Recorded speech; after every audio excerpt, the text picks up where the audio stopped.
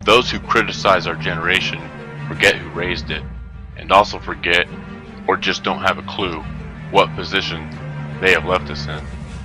So it is our turn now to fix what has been done, and we must stand up, and we must stand up quickly for our next generation, for our grandchildren, before it's too late. So I just want to ask you one question, and that question is, what does freedom mean to you?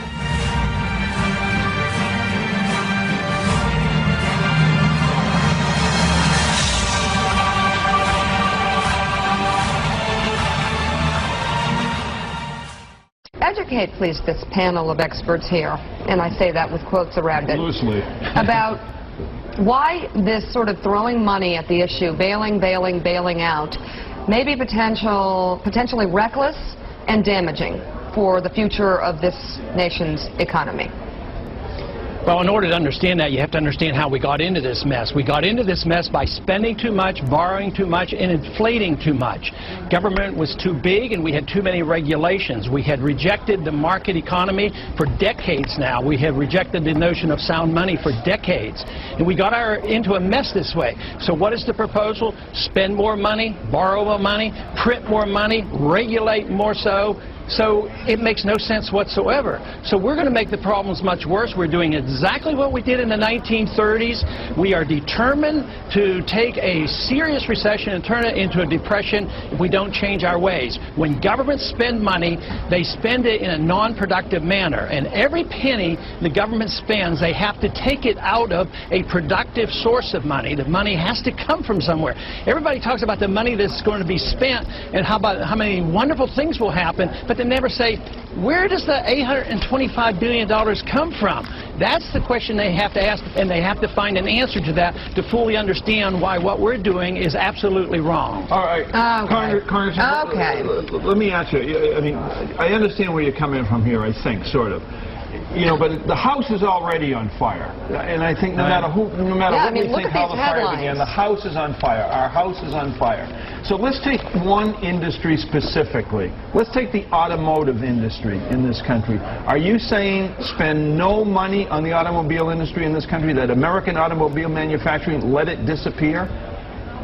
Well, I think you're correct. The house is on fire, and you think you're putting water on it, and I think you're putting kerosene on it. Okay. And that's the big argument. No, you take the car industry. Yes, I think we should put more money into the car industry, but it should come from private sources. It shouldn't come from government, because government will divvy out the money politically. But there are private sources of money. If there's anything of value, it'll be bought up. But you can't value anything when the government buys up assets that aren't sellable. You buy up worthless assets. So there's some worthless assets in these car companies. So if you want good money to go into car companies, you have to allow real capital to flow into it. So yes, you do want that. You just don't want the government to do it. So what systemic changes, if you look at tax policy, which alters flow of capital, as you know well, if you look at whether it's spending or any other aspect of the use of money, interest rates, monetary supply, etc., what systemic change would you put in? Would you exploit this opportunity to change the system of capitalism in America for the better? How would you change it? Get rid of the income tax, get rid of corporate taxes, and really lower taxes, but you have to lower spending. Would you add a consumption tax to make up for that? Would you put a consumption tax in? How would you make up for the lost revenue on income tax? I agree with you on income and business tax. I just don't know where you get the revenue elsewhere. And I would argue I'm not interested in getting the revenues. I want to cut spending. But the problem is nobody wants to cut the American empire. Even Obama's administration wants to increase spending overseas and increase military spending. As long as you want to run the world empire at $1 trillion a year, believe me, you cannot solve this problem. And that is where the crux of the matter is. So yes, you have to cut spending along with cutting taxes. So to say, well, let's have a consumption tax, that's just transferring the penalty to new victims. But you want to get taxes down, you want to get rid of regulation. You don't want to do what we did after the Enron failure, passed Sarbanes-Oxley, by the conservative Republicans. That's the fault. It's in the thinking that we need so much government. Congressman, are you really saying that given the meltdown on Wall Street and some of the craziness that we saw at Citigroup and Merrill and other places, that there should be less regulation, not more in some cases?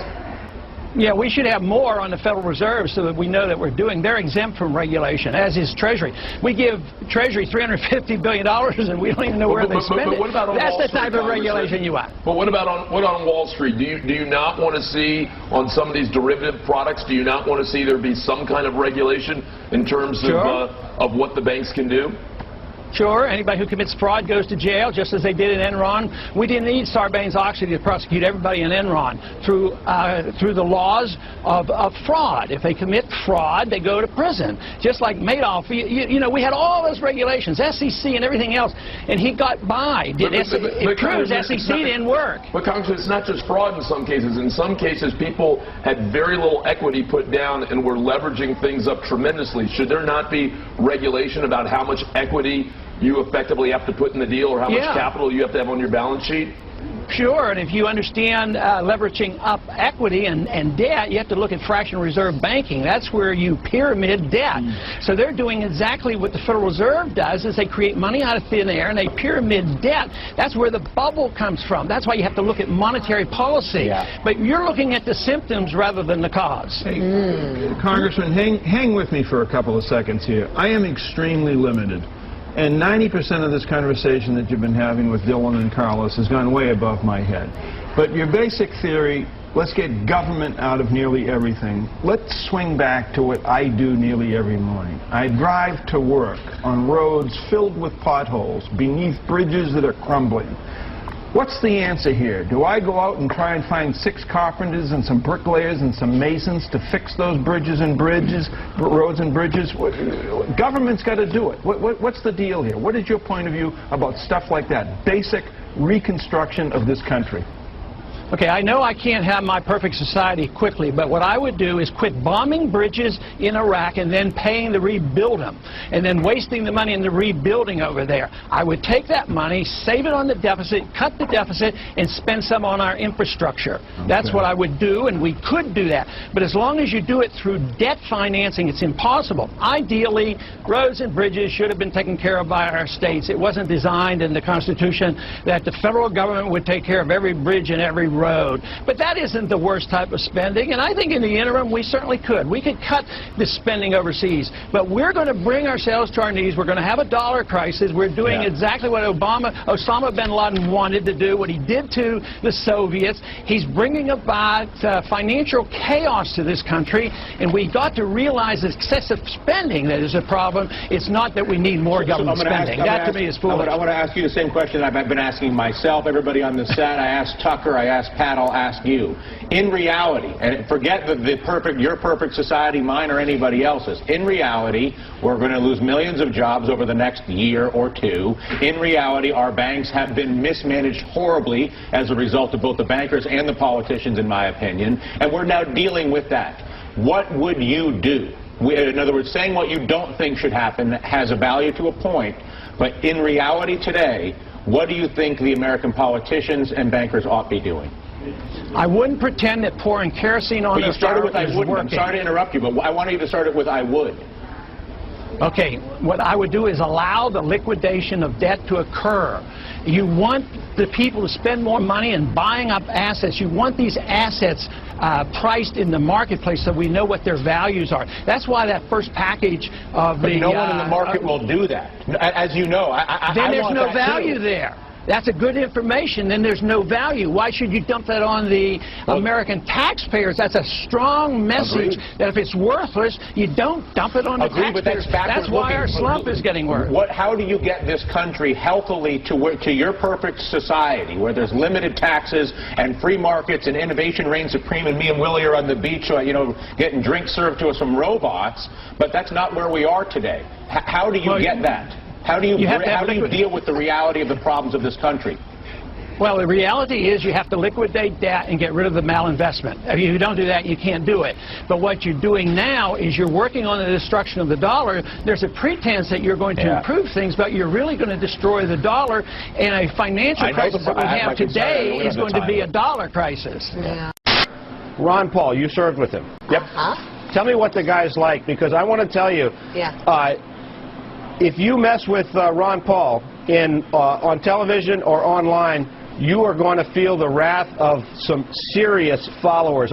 We've been dealing with this the last few weeks at CNBC. We did an online poll after the debate of who won the debate. Ron Paul dominated the debate, and some of my colleagues at CNBC thought that there was something wrong with that. They took the poll down.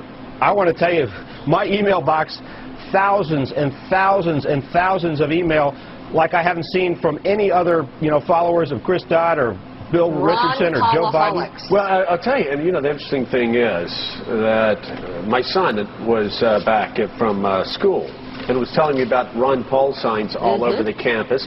As we were driving through Pensacola, there was a Ron Paul sign, handmade, actually stenciled, on every single sign where you could attach something, and that's happening all across America. And you've got a couple things going here. You've got Republicans that don't see any real conservatives out there. You've got libertarians that want the government off their back.